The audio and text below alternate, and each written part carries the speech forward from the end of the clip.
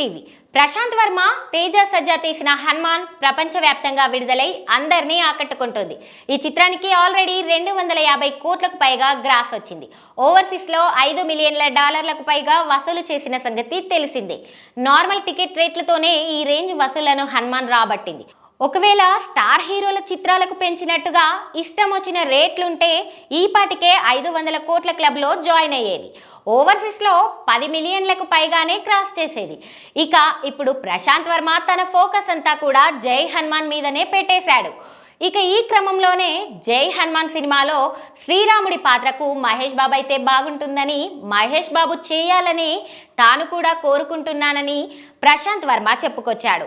బయట వచ్చే edit pics కూడా చూస్తానని, మా ఆఫీస్లో కూడా మహేష్ బాబుని రాముడుగా ఎడిట్ చేసిన పిక్స్ చూశామని చెప్పుకొచ్చాడు. మరి మహేష్ బాబు ఈ పాత్రకు అంగీకరిస్తాడో లేదో, పైగా రాజమౌళి అసలు ఒప్పుకుంటాడా లేదా అన్నది కూడా చూడాలి. వచ్చే 2-3 ఏళ్ళు మహేష్ బాబు డేట్స్ అన్ని కూడా రాజమౌళి చేతిలోనే ఉంటాయన్న సంగతి కూడా తెలిసిందే. ఇక జై హనుమాన్ చిత్రంలో ఆంజనేయుడిగా చిరంజీవిని ఊహించుకుంటున్నారట. ఆయన చేస్తే బాగుంటుందని ప్రశాంత్ వర్మ అనుకుంటున్నాడట. ఇప్పుడు చిరంజీవి ఇంటి వద్ద హంగామా ఉందని, అదంతా పూర్తయ్యాక వెళ్ళి ఒకసారి కలిసి అడిగేస్తానంటూ ప్రశాంత్ వర్మ చెప్పుకొచ్చాడు. మరి చిరంజీవి ఈ క్యారెక్టర్కు ఓకే చెబుతాడా లేదా అన్నది చూడాలి.